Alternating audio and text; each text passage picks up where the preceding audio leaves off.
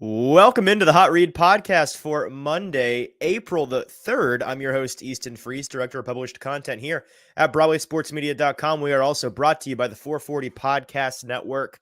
Happy Monday, everybody. A little bit of a different situation for our show today. Just me. Producer JT is on a trip with some family up in New Jersey. He will be back later this week, and him and I will be back and locked in starting Wednesday. From Wednesday all the way through to the NFL draft, which is coming up in just under 3 weeks now. Time is flying by. And with the draft so close at this point to us, and with so much planned for me and our content in this show in the next couple of days, I wanted to take an opportunity today, and I see there are a handful with you, or a handful of you with me live already. I appreciate you all being here. I wanted to take an opportunity to have a more relaxed show, something we don't typically do on this show.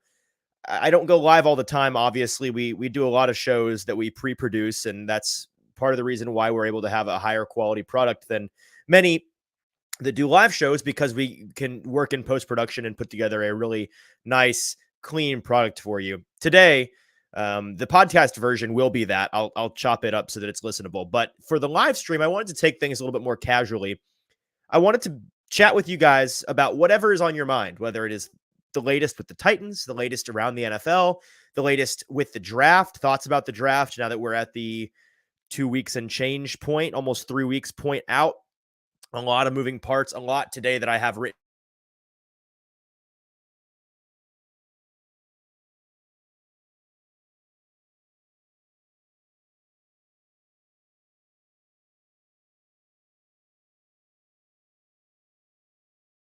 down, expecting to do nothing but answering questions and chatting back and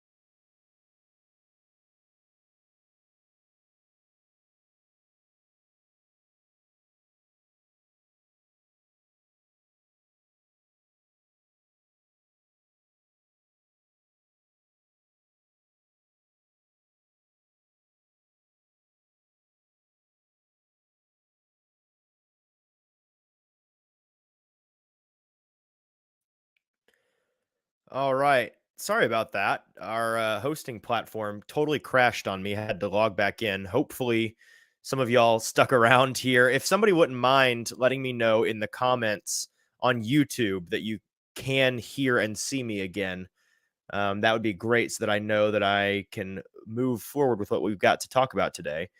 For everybody, for today's show, if you wouldn't mind going over and watching via YouTube so that we can communicate back and forth. Look at that, JT all the way from New Jersey, giving me the thumbs up. Appreciate that. For the rest of you, thank you, Jacob. Thank you, Marcus. We are back. You're not sure what the issue was there. It just my whole browser just shut down and had to get back in, but I think we're good to go now.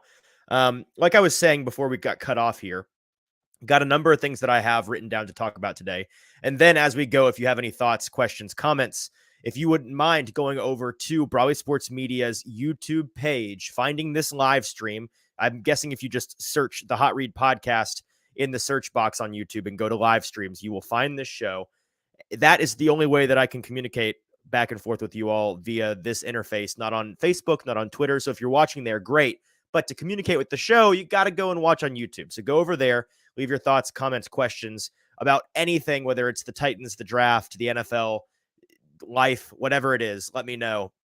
And we can chat about that today because we've got a lot planned on this show coming up in the next 3 weeks that we're going to be kind of pedal to the metal, not really able to take a relaxed view to the show like we are today. So this is your chance between now and the draft. If you have any big questions that you for sure want answered, if you have any prospects coming up in this draft that you want to know my thoughts on, I've got my notes here. We can pull those up and I can chat about them briefly. Just to give you guys a heads up before we dive into today's topics on what this show is going to look like for the next couple of weeks. We've got a handful of different series that we'll be doing. I think at least in the 2 weeks before the draft itself. So next week and the following week, we may be doing more than 3 shows a week. We may be going to a show every weekday because we're going to be doing a lot of pre-recorded content this week and next. JT and I and some special guests we have lined up. We'll be going through our biggest series coming up is the positional top 10 series. So we'll be going through our personal top 10 at each position in this year's NFL draft, discussing, debating, giving you guys a rundown on each of those players, what we love about them, why we like them, and then discussing, whether or not we think they'd be a good fit for the Titans, for example. And then beyond those episodes, we'll be also doing a couple of different themed shows. We've got a couple of ideas for unique and creative ways to talk about this draft class. Some ways that we can talk about guys that will be available on day 2 and day 3 so that you have an idea of who is available in this draft beyond just the blue chip day 1 prospects. We've also got a handful of people that potentially, hopefully, fingers crossed, some guests that we just want to pick their brain on all things draft and the Titans coming up in the next week or two that will probably just have generic draft episodes with. So that's what the next couple of weeks look like for the show. If you have any thoughts on what you would like to see along those lines, feel free to let us know on social media or in the comments of this live stream. And with that, we'll go ahead and dive into today's topics. The first of which is something that feels like it was many days ago. Turns out it was just like 3 or 4 days ago.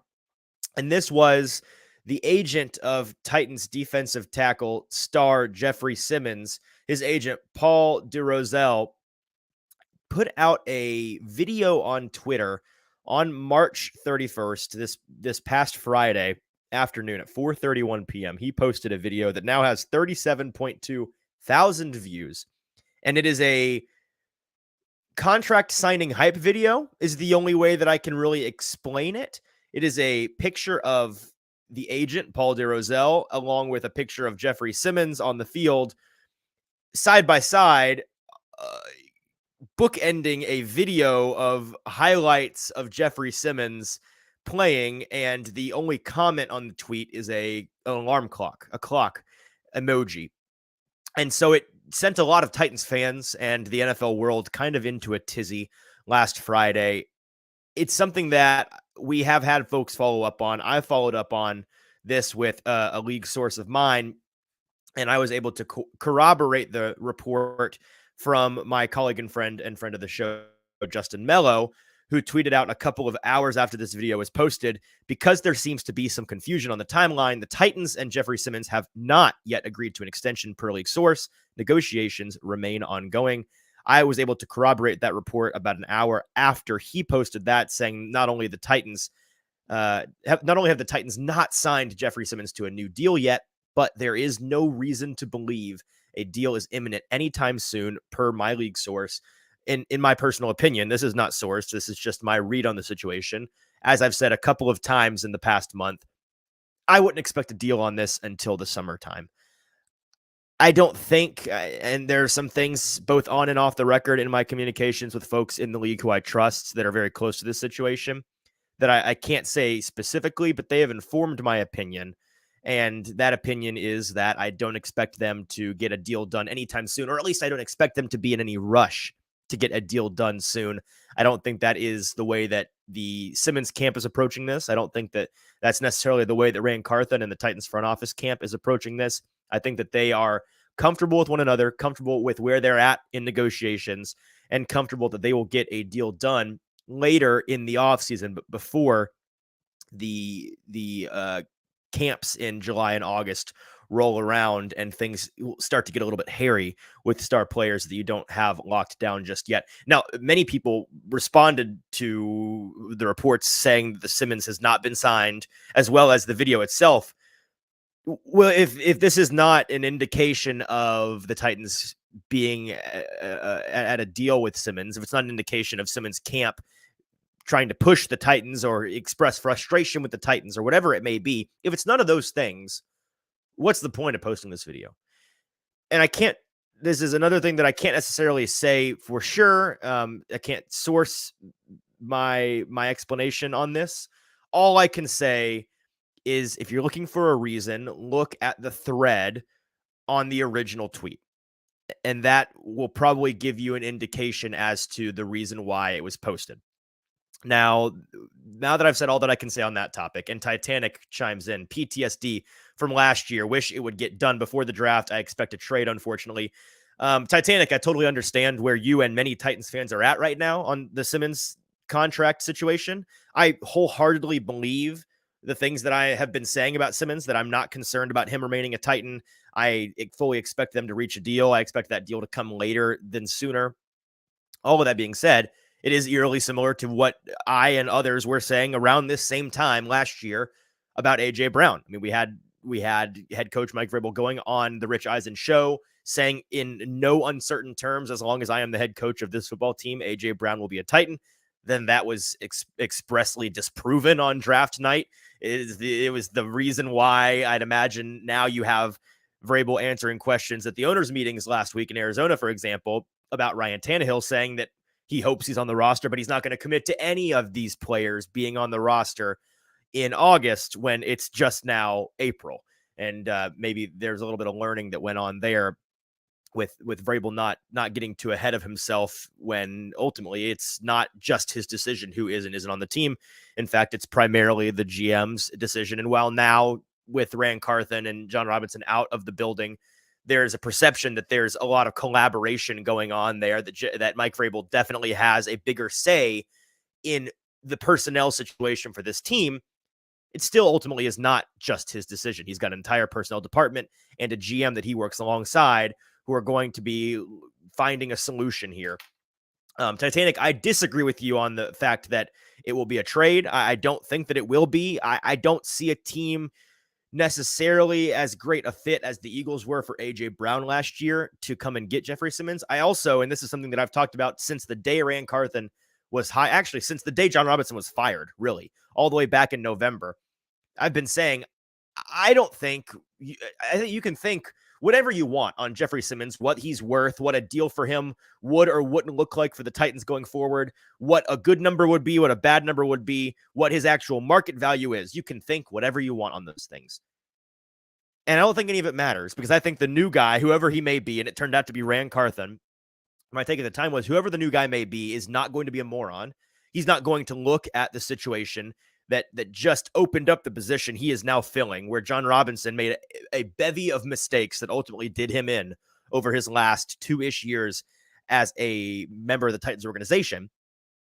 But ultimately, and most importantly, one could argue, the public perception is that this guy, John Robinson, the final nail in his coffin was trading away the best receiver that the Titans franchise arguably has ever seen in last year's draft. And that was the thing that right before he got fired, the week that he got fired was the week immediately after the Titans traveled to Philadelphia and they got their teeth kicked in large part by A.J. Brown himself, who had a fantastic day, over 100 receiving yards and I think 2 touchdowns. Just an embarrassing, painful situation for the Titans and for Titans fans.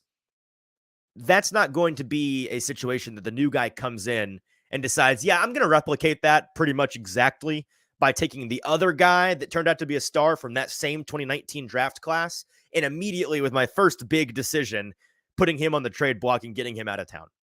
That's not the way that this new guy is going to come in and earn the trust of the organization and maybe more importantly, earn the trust and the backing of his new fan base. So I think that there is, no matter what the number ends up being, and no matter it 3 years from now ending up being a win or a loss for the Titans in terms of the contract, I just think they're going to get it done because it's one of those things that it's not about whether it's the right move or not from a black and white pen and paper standpoint, but it is it the right move for a brand new GM coming in on the heels of a former GM who is only a former GM in the eyes of many in the public because of his inability to retain the other star player on this team. I don't think that this is going to be a situation where Rand pulls that trigger. Jacob Sane says the agent tweeted at me and said he muted replies because he was getting cursed out, LOL, and his daughter was about to go off on some people. That's interesting. I've interacted with Paul on Twitter as well. Jacob, he seems to be one of the most open to engaging with the public agents in the league. And hey, I respect that. I love the more accessibility and transparency, the better. And that was another thing that I think people saw as kind of confusing when he ended up muting the replies on that tweet. But it sounds like it was for unrelated reasons. Titanic replies, wouldn't it be cheaper to get it done now? Makes no sense to wait until August when he will probably hold out and be a distraction. So Titanic, from the Titans' perspective, yeah, absolutely, it would be smarter. Every day that passes, arguably, it's reasonable to assume, we don't know this for sure, but it's reasonable to assume that with every passing day, the price tag on Jeffrey Simmons goes up because with every passing day, we're going to see more and more deals made in this defensive tackle, defensive front market that continue to increase the overall market for Jeffrey Simmons. Him and his camp are interested in getting a market-setting deal. Now, that's with an asterisk because Aaron Donald has set the market at roughly $5 million, at least more than any other team is willing to spend on any other defender. He's one of one. We understand that. But besides Aaron Donald's albatross of a contract, Simmons expects to set the market for everybody else. And because this negotiation, like all negotiations, is a two-way street, it doesn't matter what the Titans want. Ultimately, it matters what they can get the other side to agree to. And I am very, very confident in saying that the Simmons camp is expressly in no rush. They are not looking to sign a deal because of the exact same sign a deal right now because of the exact same reason the Titans are interested in signing a deal right now.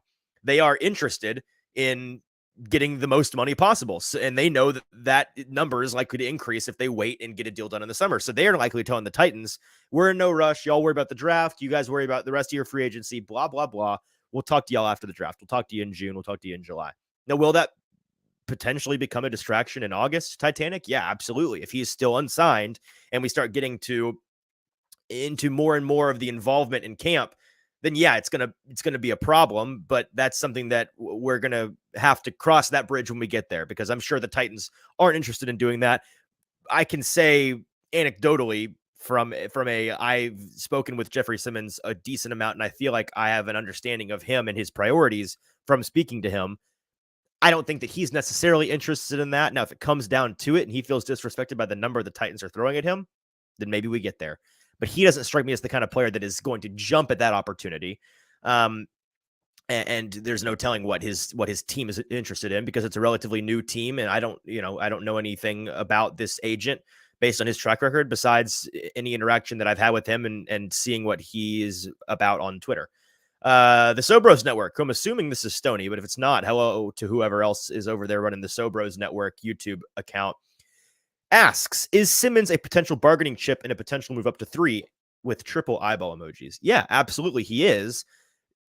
Would the Cardinals be interested in getting him with that new defensive head coach? Yeah, I wouldn't doubt at all that they would be interested in getting him in a potential trade up to 3.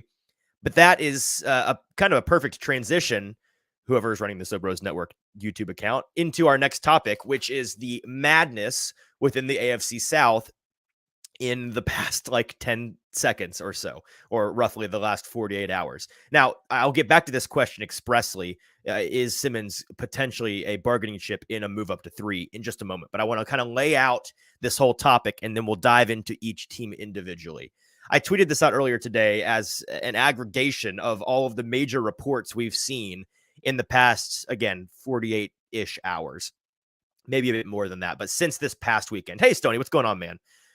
Looking forward to grabbing a bite with you later this week. Stoney's the best, by the way. No free shouts on this show, but for reasons that I cannot yet disclose, I'll just go ahead and give Stoney a free shout here and say, if you're not on his Patreon, if you're not subscribed to his big board, you're doing it wrong. If you want the best draft analysis in the entire Nashville media market from a video show broadcast standpoint, I still stand by it as this show right here, baby.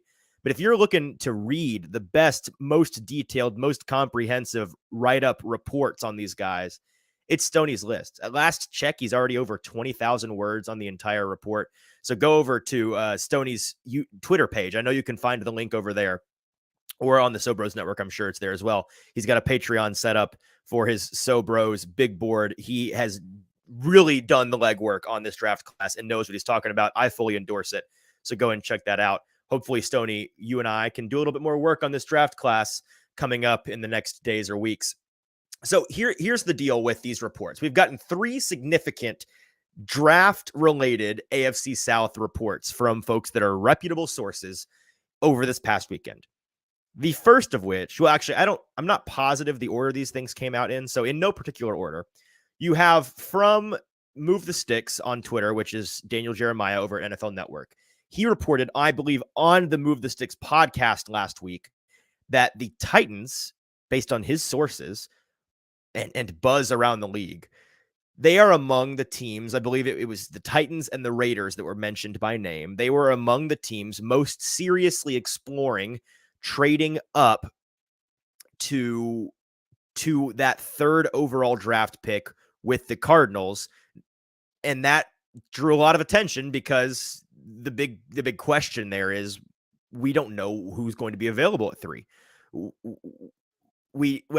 We'll get into those scenarios in a minute because it ties into the second report, which came from Peter King, who said that he's hearing, or at least in his opinion, based on folks he's talked to, the Texans at the 2nd overall pick aren't necessarily a lock to take a quarterback.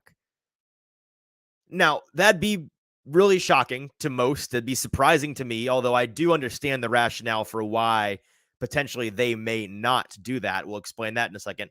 But finally, the last report from Jeremy Fowler over at ESPN, the Colts are being linked, based on his league sources, to Will Levis at the 4th overall pick. So between those 3 reports, the Titans being rumored to be interested in the 3rd overall pick, the Colts being interested in Will Levis at the 4th overall pick, the Texans potentially not even interested in a quarterback at all at the 2nd overall pick. These have all come down, like I said, in the last 10 seconds. And it just lends to the fact that with the way that the AFC South is set up right now, I think I've said this on this show before, I think the next 2-ish years are going to turn into a massive arms race for the AFC South. I think that this division is firmly on the exact same path that the NFC East was on about 2 or 3 years ago when they were the NFC least. The Washington Commanders got into the playoffs with the division win at 7-9 or 6-9-1 or something, a horrible record. The whole division was trash. And then this past year, it was the best division in football. The entire division almost got into the playoffs. Washington just missing out. The other 3 teams getting in, and all 3 teams making it to the divisional round of the playoffs. I think that the AFC South is absolutely on that track. If you see the Titans, Colts, and Texans all get new quarterbacks in the next 2 seasons, which is firmly within the realm of possibility, you could see this division going from last year a almost top to bottom dumpster fire. The Jaguars are the only team with really anything to brag about from last year. Got into the playoffs at the last second and then had a really memorable playoff win against the Chargers in comeback fashion. But beyond that, not a whole lot to write home about besides the yet again historic impact of injuries for the Titans. I think that you could see these teams go from least to beast very, very quickly in the span of the next, again, 2 to 3 years. Let's dive into each of these reports one at a time.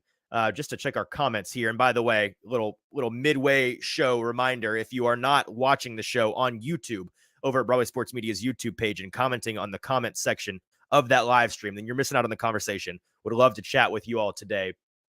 Stoney, you're the man, Easton. Didn't have to give me such a strong shout out. And yes, let's do some work. Yes, Stoney, let's do some work. Appreciate you tuning in.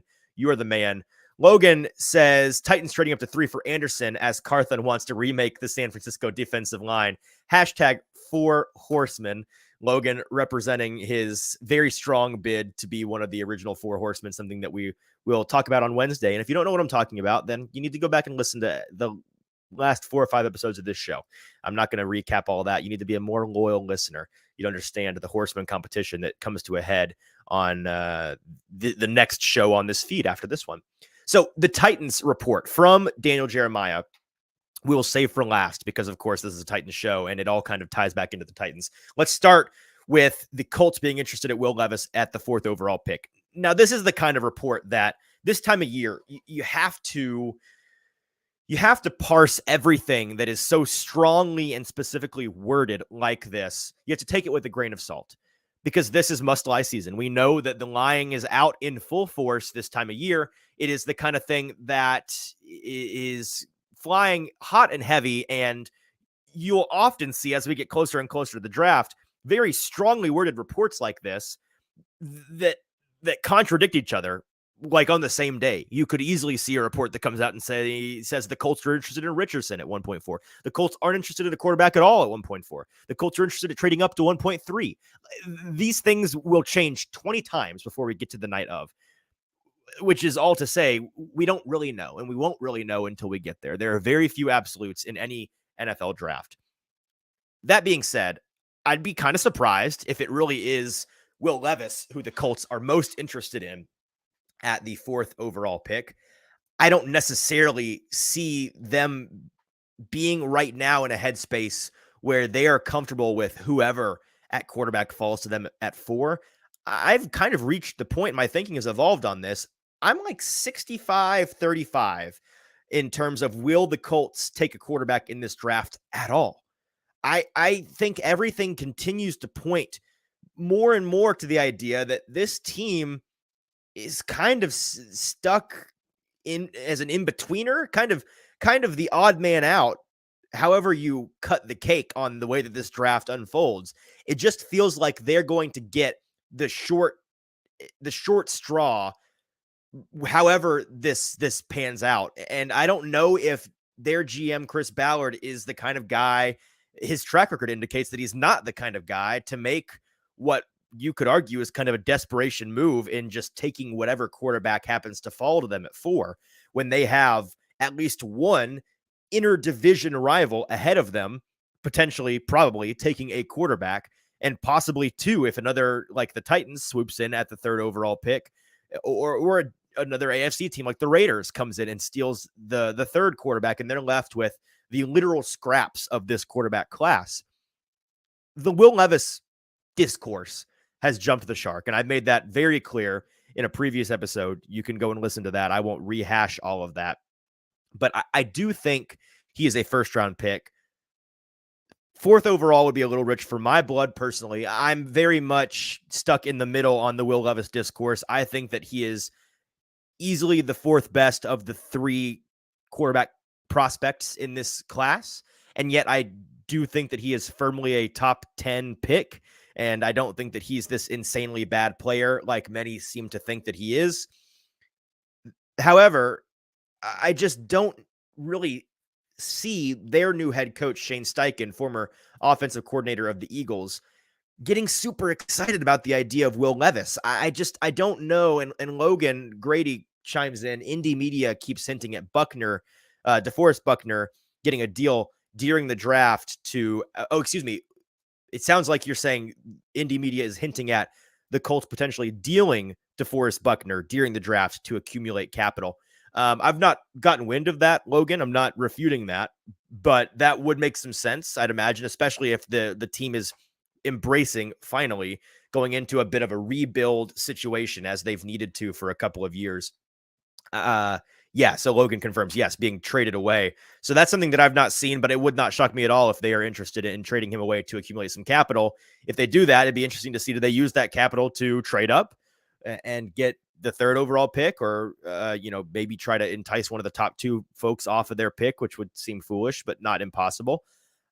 I don't know what they would want to do with that capital unless they are truly saying this is a rebuild. We don't need our quarterback right now. We're going to put this roster back together, and then maybe we tank with Gardner Minshew and be in the Drake May, Caleb Williams discussion for next year. I don't know. I've not really thought about that as a possibility for them.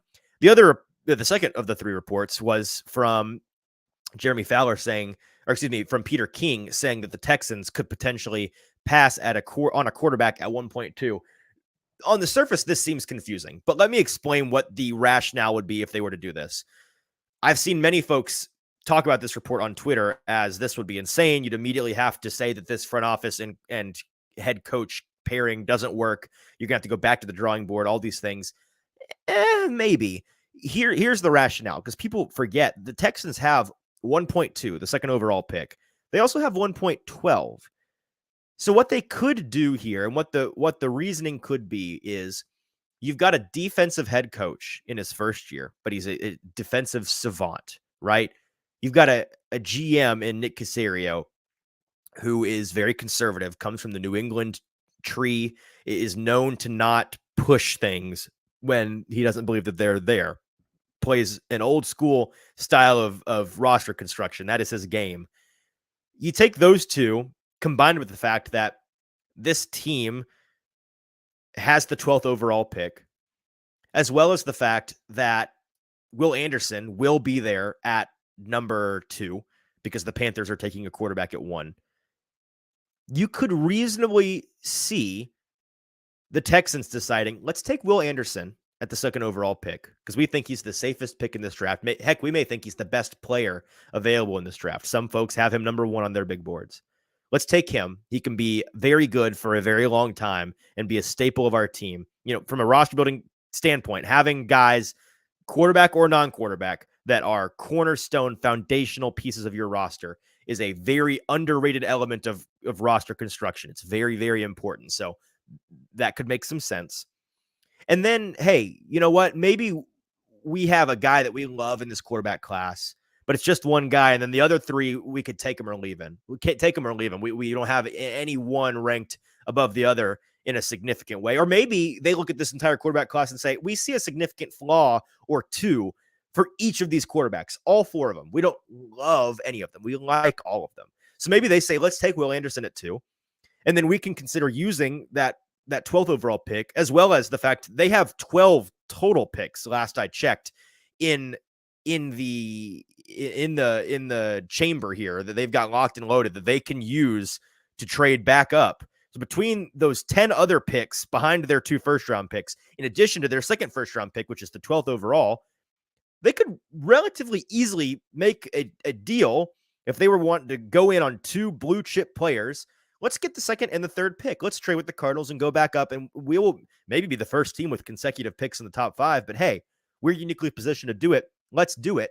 Let's go get our quarterback and a stud defender. Or hey, maybe the Colts aren't in on a quarterback at all. Maybe we go to 4. Or maybe the Colts want 3 and we go to 4. There's a lot of options here for them. And while I do think it is much more likely than not that they don't let Stroud or Young pass them up, I do think there's a chance. And I do think when you try to put yourself in the minds of the GM and the head coach down there in Houston, it could make some sense. Now, whether you disagree, I can see you firmly disagreeing with this. I would disagree with that decision, but I can understand it from their perspective, and it wouldn't shock me entirely if they ended up doing it. Logan, still interacting in the comments. Appreciate you, Logan. JMV, a local ESPN guy, wherever Logan is located, said that he is hearing the Colts could go with the quarterbacks they have and push for next year. And follows that up by saying, my worry is the next QB class is always better. Yeah, there's certainly an element of that, Logan. That always seems to be the case. A year out from any given quarterback class, they're hyped up usually as better. There are some exceptions like last year's class of Kenny Pickett and Malik Willis, but most of the time it's always looking ahead. And so, excuse me, just making sure I'm getting all these comments here. Jacob saying that the Bama linebacker. Jacob saying a Bama linebacker drafting a Bama linebacker. Yes, that is what that would be. And would it shock you? Wouldn't shock me. It'd surprise me, but it would not shock me. Let's move on to the last report here, the Titans report, and then I have some thoughts on this. So the Titans were reported by Move the Sticks, and I believe corroborated by A to Z Sports Nashville here. Friend of the show, Buck Rising, wrote something on it last night, I saw. And I'm going to pull up the exact quote here from Daniel Jeremiah. Here was his quote from the Move the Sticks podcast last week on the Titans being interested in the third overall pick. He said, quote, "Can I give you the team that I've been told to keep an eye on that's exploring this and looking into this?" Again, this is just people around the league who said, do not sleep on numero 11, the Tennessee Titans. The two teams to keep an eye on with trade-ups for the third overall pick were the Raiders and the Titans. And yes, it says here in the article that A to Z Sports was able to confirm that the Titans portion of this report. So we've got multiple reputable sources here saying the Titans have expressed interest in the third overall pick. What can that mean? It can mean a lot of things. And here were my thoughts that I detailed in a tweet earlier today, but I'll just run them down one more time here. I think it is absolutely fair and reasonable for fans, especially fans that want a new quarterback in Tennessee, to be excited by this report that the Titans are exploring trading up. But I think that folks need to understand that it's just as likely, arguably more likely, that this smoke is merely that, just smoke. When you hear something this time of year, and this is the point that all of the things we talked about today all kind of come back to. When you hear something this time of year, it's because someone wants you to hear it. So whenever you get word of a report, your first internal mental gymnastics should be, okay, I'm hearing this. Why am I hearing it? Who is it that's likely to want me to hear this? And why are they wanting me to hear this? So the question is, who wants me to know? Why do they want me to know? When we break that down for this report, it's certainly possible that Rand Carthen and Mike Vrabel really do want to move up, or really are interested in, depending on how the first two cookies crumble in the draft, really are interested in moving up. I think that is on the board. It's been on the board. But it's also just as possible, arguably more possible, that they're simply doing their due diligence, preparing for every potential scenario. There's a decent chance that, I mean, listen, you have to consider, what are the odds here? Okay, what are the odds that the perceived top two quarterbacks in this draft, CJ Stroud and Bryce Young, what are the odds one of those guys falls? Well, now that we've got reports that the Texans aren't necessarily interested in a quarterback at all at 2, as well as reports since the Panthers traded up that they may be interested in Richardson. We don't know. There's been some rumors on that. I don't think either of those things are likely, but they're within the realm of possibility. I'd say that there's a 5, 10, 15, maybe even % chance that one of those two guys gets to the third overall pick. And maybe the Titans are saying, well, shoot, if one of those guys is available at 3, we need to be prepared to potentially pull the trigger to go up to 3 to get them. And we don't think that they will be, and we don't think that we're going to move up. But if they are, if we get to that point and the Cardinals are on the clock at 3 and you've got Stroud and or Young available, we need to be prepared with a package that we know could get us up to 12. Now, the price of, or it could get us up to 3. Now, the price of the third overall pick is almost certain to change depending on who is available at 3. And that's the reason why I don't expect the Cardinals or anybody else to make a deal for that pick, to trade up to the third overall pick and let the Cardinals trade down until we get to the draft, because I think that the value of that pick very much hinges on who is there. But again, if it's a possibility, the Titans should be, and it sounds like they are, at the very least, doing their due diligence on figuring out, okay, well, if this happens, are we prepared to go up there and take advantage of the situation?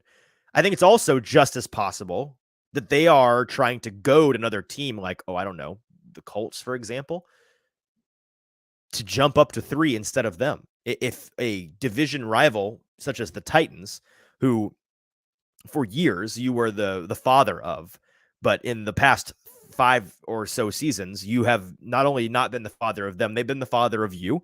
And the rest of the league has largely been the father of you. You've been on a steady decline into disaster and disappointment for as long as Andrew Luck has been gone. Some of the fault of the organization, some not.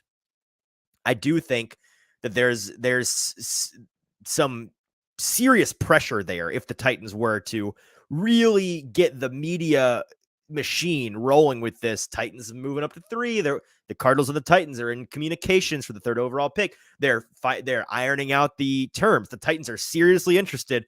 Deal expected before the draft. Like that kind of thing can really, really put the flame on the butt of the Colts organization to figure out what they're doing. And if they are interested in the 3rd over quarterback in this draft, they may very well say, whoa, we can't let the Titans do that. We've got to be the ones that go up to 3, and not allow the Titans to take the 3rd quarterback out from underneath us. I think that's very much on the chessboard here. Again, it's within the realm of possibility. So I think that the Titans could be playing some chess and not checkers with this. All of that is to say, I would keep your hopes high and your expectations low for the Titans moving up to 3 or moving up at all. First of all, they won't move up if it is not for a quarterback. So if they move up, you can go ahead and say, all right, here we go. They're getting who they think their quarterback of the future is. But I think it's much more likely they stay at 11. I think it's also more likely they look to trade down than to trade up. Still, I think that is in their best interest. So keep those expectations low. You can set your hopes high if you so choose. But as exciting as a trade up for a quarterback could be for this Titans team, I still at this point see it as pretty unlikely. Logan in the comments, where you can join him, by the way, another quick plug. If you are not watching this show over on Broadway Sports Media's YouTube page, the live stream of this show is there, and that's where you can interact with the show and get a comment on the screen like Jacobs that's been sitting here for a little bit. Again, I would love to chat with you guys today. Today's show is specifically about having conversations with our viewers, who I appreciate so much. Logan says, my concern with Bryce Young, is his effectiveness with throws over 10 air yards. He doesn't have a great intermediate to long game.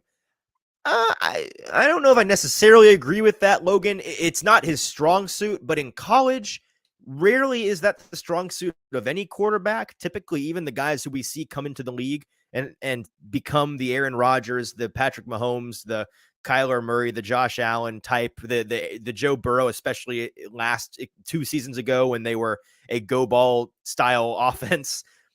Those guys typically in the NFL, they may become deep ball experts, but in college quarterbacks just aren't as developed. They aren't taking nearly as many chances. Now, there are some that love to air it out, and there are some programs that love to just air it out. The Mike Leaches of the world, like that rest in peace. That is the kind of team that you sometimes see do that. But for the most part, these top guys, they come out like many of the wide receivers and the running backs. They come out of situations where it was a lot of screen passes. It was a lot of read options. It was a lot of handing the ball off in short yardage. It was a lot of crossing routes, looking for yards after the catch, trying to maximize the athleticism of your top athletes at the wide receiver position. Like, it's not a whole lot of passing downfield, because you have to have a real mismatch at the offensive line typically, and you have to have a wide receiver that can get down there and get open and make contested catches. And you have to have a guy who can make those kinds of accurate passes. And they simply aren't usually able to do that in college. We can move on to the last couple of topics here that I have, which are just kind of news around the league topics. A tweet from Doug Kaed. I apologize, Doug, if I'm pronouncing your last name wrong. He's been a longtime reporter up in the New England area covering the New England Patriots. He reported earlier this week, that the Patriots are reportedly having talks about holding joint practices with the Titans this summer. That is something that I don't really have any thoughts on other than just a report. Sounds like that's one of the teams the Titans could be practicing alongside. They've done so before. Bill Belichick and Mike Vrabel, of course, long relationship. Mike Vrabel played for Bill Belichick for years and years, and is often misconstrued as a Belichick coaching tree guy. Not exactly, but they do have a long-standing relationship. This is another one, another two that are small news topics, but worth discussing. The Colts on March 31st, as reported by my buddy Ben Arthur over at Fox Sports. He said the Colts have signed former Titans running back, Darrington Evans, from the Bears. According to the team's announcement on the 31st, the Titans' 2020 third-round pick is back in the AFC South. So Evans was with the Titans, I believe, for 2 years, released in the preseason process at some point. I think it was during the preseason, and was dealt with a number of injuries in his time with Tennessee. Really, that's what derailed his time with the Titans and derailed his career for the most part. Went to Chicago, didn't do much of anything there. Now he's back with the Colts. Don't know what the terms of that contract are, but it is something that is worth noticing. I'm going to step away for just 2 seconds. Apologize to those watching live. I'm getting a ton of phone calls from my wife. I just want to make sure that the world is not.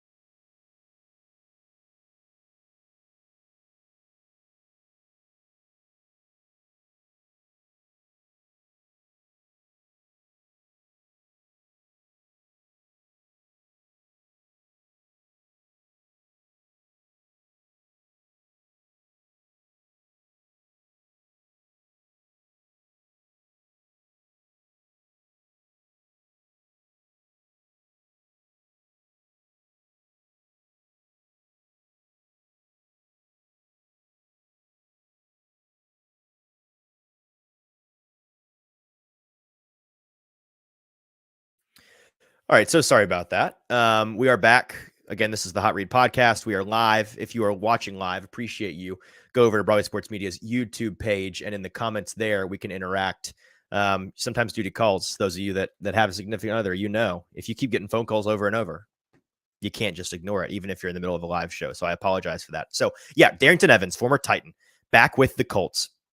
Not a big signing, but interesting to see him back in the division and with the Colts having not issues at running back. Obviously, they still have Jonathan Taylor, but they don't have the depth that they once had. Nyheim Hines now in Buffalo.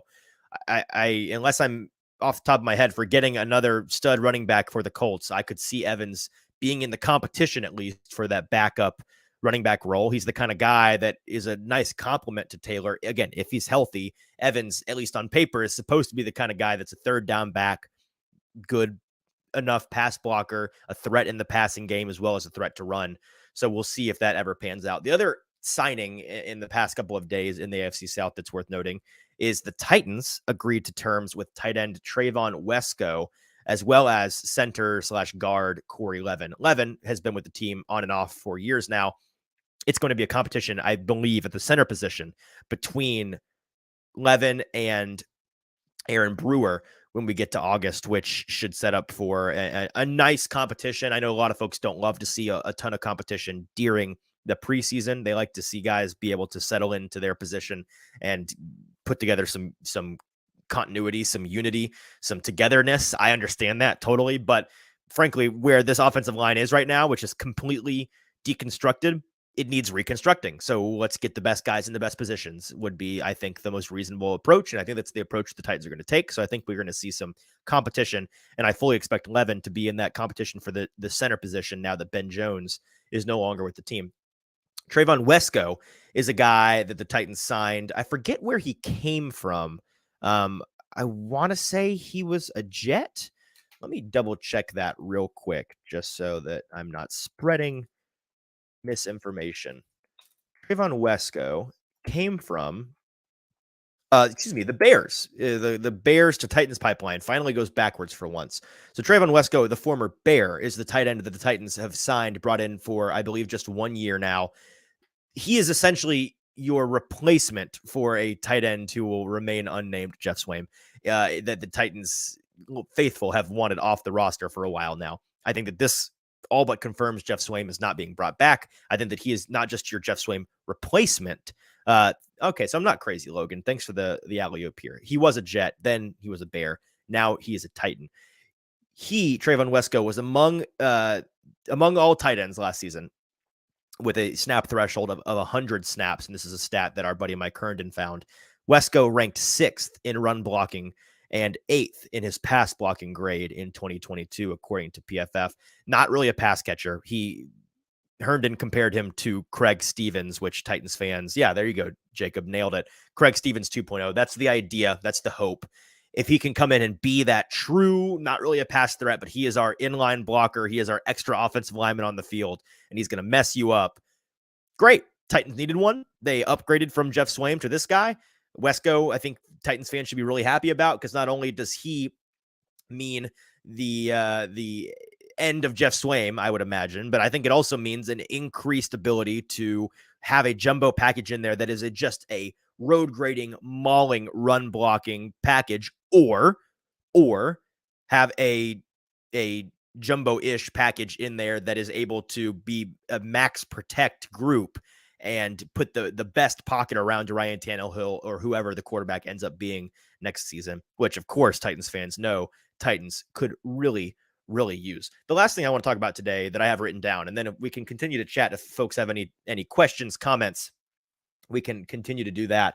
But the tweet that I wanted to highlight, and I've shouted out like a ton of folks in the Titans media community today. I should be getting paid for this, I guess, but I'm going to shout out another one, a colleague and friend of mine for a while now, Zach Lyons. You know him over at Football and Other F Words, a football show on the 440 podcast network, stackingtheinbox.com, where he does a lot of great writing, formerly with Broadway Sports Media, still with Broadway Sports Media, with Football and Other F Words, and we love working with him. He tweeted this out over the weekend, and I thought it was worth bringing up because I thought it was a really, really intelligent, not observation, but connection that he's made here.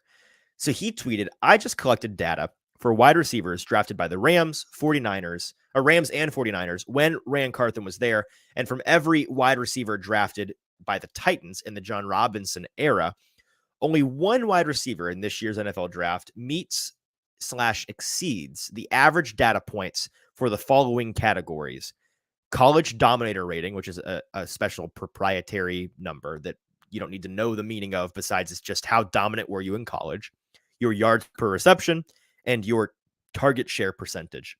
He had folks guess.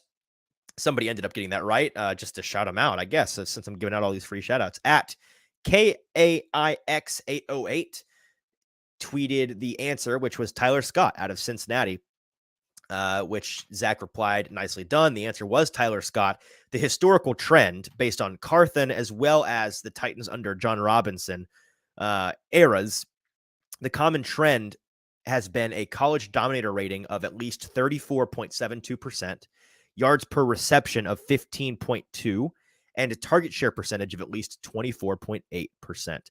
Tyler Scott, in his final year in college, had a dominator rating of 41%, a comfortable 6+ points ahead of the benchmark, 16.6 yards per reception, which is 1.4 yards per reception above the benchmark, and a target share of exactly the benchmark, 24.8%. He also notes that, as we've talked about on this show a couple of times now in the news, the Titans have shown considerable interest in Scott. Now, we can go ahead and take this opportunity to talk about Scott. And again, shout out to Zach Lyons for finding that connection, putting together those numbers. I had never actually, hand up, I had never heard of college dominator rating. I don't know how that statistic had evaded me forever, but that's a new one to me. It's a fascinating one. I'll be sure to look at in the future. When we look at Tyler Scott, and I'm going to pull up some of his numbers so that we can discuss him more thoroughly. One of the two receivers that are being talked about out of Cincinnati this year, he's the consensus 1, 2, 3, 4, 5, 6, 7 wide receiver. I'd tell you what number he is on my board, because I now have a top 10 at least board for every position in the draft, but we're going to save that, just a little tease, for our upcoming top 10 episodes. He is one of my top 10 receivers in the draft. I don't know if I'm as high on him as the rest of the draft community is. Pulling up his measurements here, he is 5'10", 177. I'm actually going to go to his mock draftable web so that we can look at all of his percentages. Tyler Scott out of Cincinnati. He has very much a athletic freak, physical not freak profile. You see this a lot with folks. I mean, the biggest example this year is a guy who's mock draftable web. And if you don't know what I'm talking about, it's the webs with the height, weight, arm length, hand size, 40-yard dash, vertical, all of the measurables in a big circle. And then you get the percentages filling in, and then you get this web, right? So you can see what percentile these players are in a pool of their peers in the last 25 some odd years. This is a very much a Nolan Smith out of Georgia plot in the sense that this guy is not big or physically impressive, but his athleticism is very impressive. He is the 9th percentile in height, 5th percentile in weight, 20th percentile arm length, 20th percentile hand size, but his 40-yard dash is 76th percentile. 10-yard split is 80th percentile. Vertical jump, 89th percentile, and broad jump, 96th percentile. So his top end speed is well above average in the top quartile. And his burst, his juice, his explosiveness is the word I'm looking for.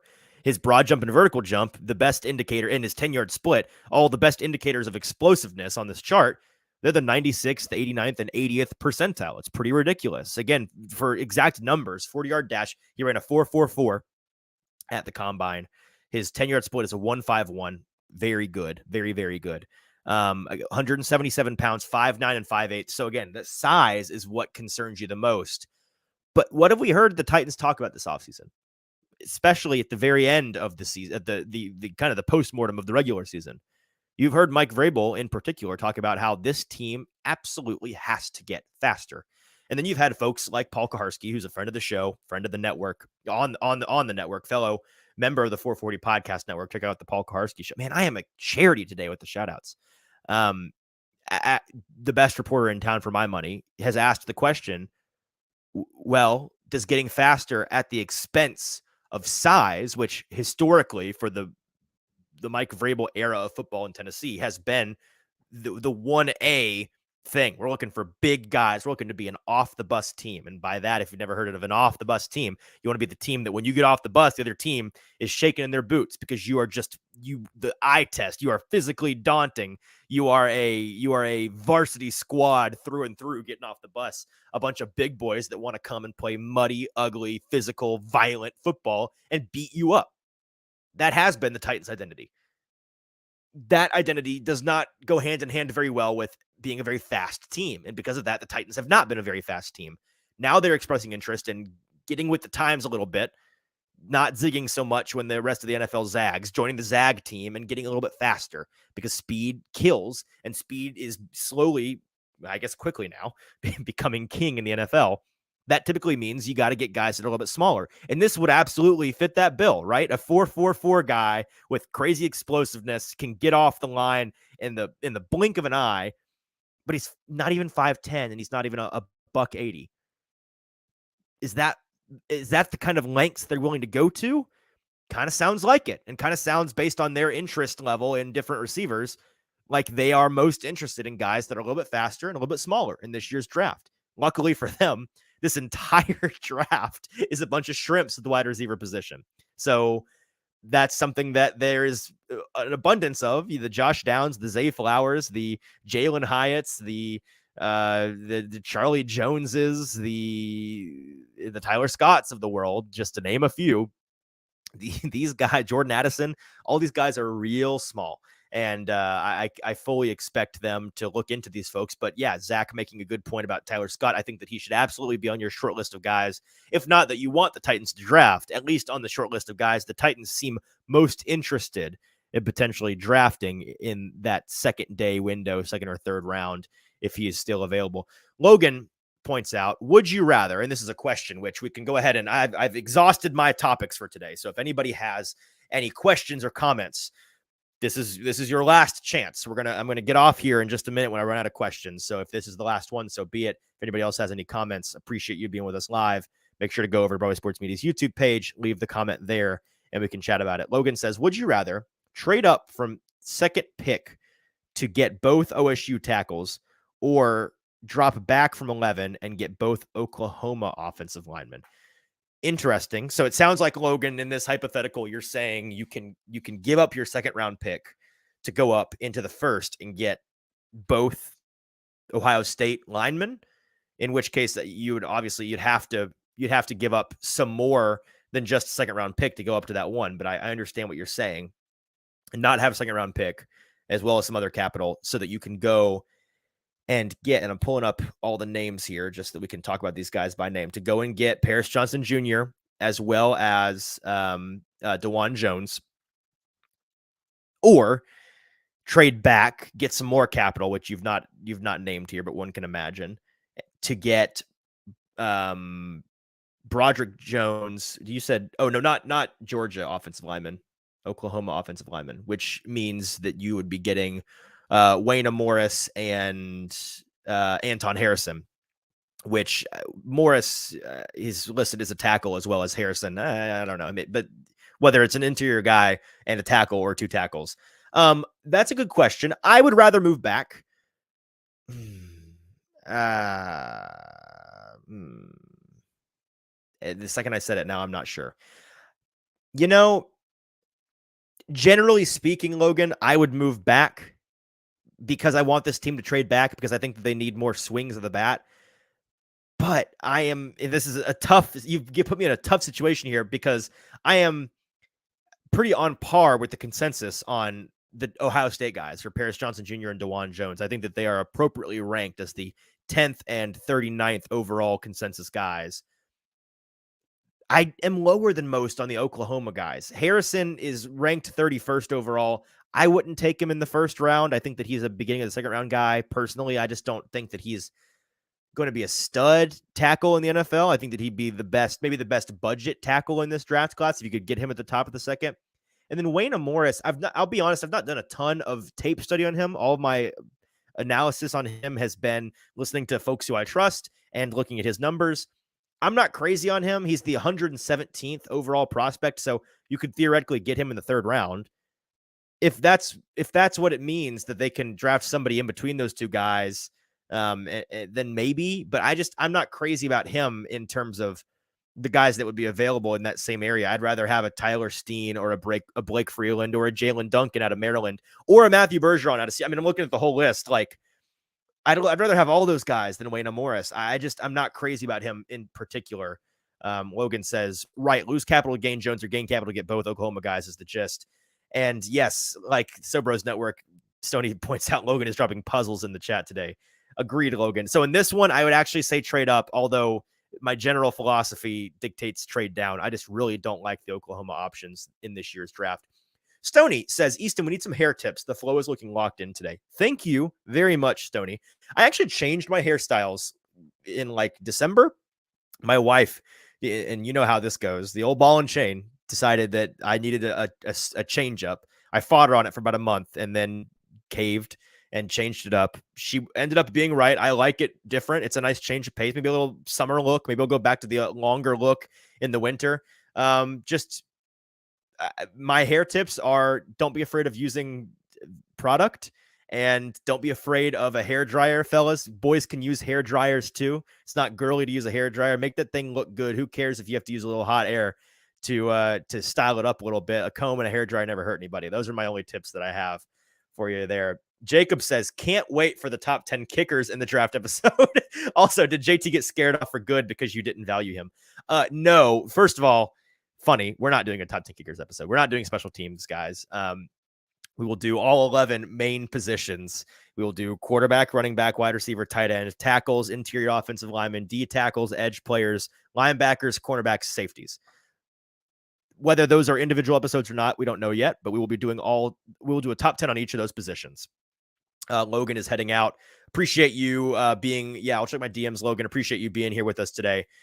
Jacob, did JT get scared off for good because I did not value him? No, he did not. I forget what he's in New Jersey for today. I think it has something to do with his grandfather, who happens to be a New Jersey high school basketball coaching legend.